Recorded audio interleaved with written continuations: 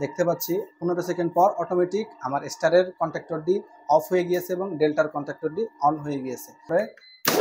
ফরওয়ার্ডের power on করেছি। প্রথমে ফরওয়ার্ডের সাথে আমার স্টার কন্ট্যাক্টরটি অন হয়েছে।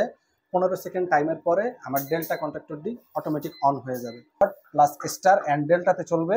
আবার অফ করে মোটর যদি রিভার্সে দেই তাহলে মোটরটি আবার reverse plus star plus delta কনফিগারেশনে চলতে থাকবে। যত কোডিং আছে সব আমরা নিজের হাতেই করেছি। আসসালামু আলাইকুম, আমি আছি গ্লোরিয়াস অটোমেশনের পক্ষ থেকে। আমরা বিগত কয়েকদিন ধরে মোটর কন্ট্রোলিংয়ের উপর একটি কোর্স করছিলাম। কোর্স শেষ আমাদের ওটা। এখন আমরা পিএলসি বেসড মোটর কন্ট্রোলিং করছি। প্রায় বিভিন্ন ধরনের অনেক রকমের পিএলসি নিয়ে আমরা কাজ করব। এর মধ্যে আজকে সিমেন্সের পিএলসি নিয়ে আমরা কাজ করছি। আমরা পিএলসির মাধ্যমে কোডিং এর মাধ্যমে সম্পূর্ণ করেছি।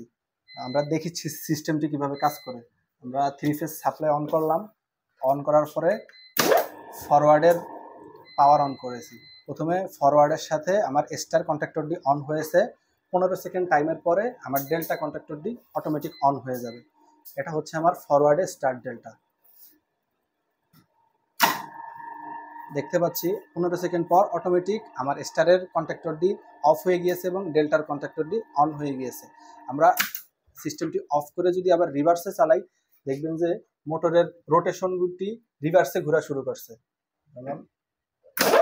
মোটরের রোটেশনটি রিভার্সে ঘোরা শুরু করছে, প্লাস আমার সিস্টেমটির পাওয়ারও রিভার্সে যাওয়া শুরু করছে এবং রিভার্স কন্ট্যাক্টরটি অন হয়েছে। রিভার্সের সাথে আমাদের স্টার কন্ট্যাক্টরটি অন হয়েছে, অর্থাৎ আমার 15 সেকেন্ড মোটরটি স্টারে চলা শুরু করবে। 15 সেকেন্ড পর আমার ডেল্টা কন্ট্যাক্টরটি অন হয়েছে। এখন আমার মোটরটি ডেল্টা কনফিগারেশনে চলছে। এভাবেই আমাদের একবার অফ করে ফরওয়ার্ডে দিলে motor forward plus star and ডেল্টাতে চলবে। আবার অফ করে মোটর যদি রিভার্সে দেই তাহলে মোটরটি আবার reverse plus star plus delta কনফিগারেশনে চলতে থাকবে। এভাবেই আমাদের সিস্টেমটি কাজ করে। আর এই সম্পূর্ণ সিস্টেমটি আমরা করেছি এই সিমেন্স ব্র্যান্ডের পিএলসিটি দিয়ে। এই পিএলসির যত কোডিং আছে সব আমরা নিজের হাতেই করেছি এবং খুব সহজে ও খুব কম সময়ে করেছি।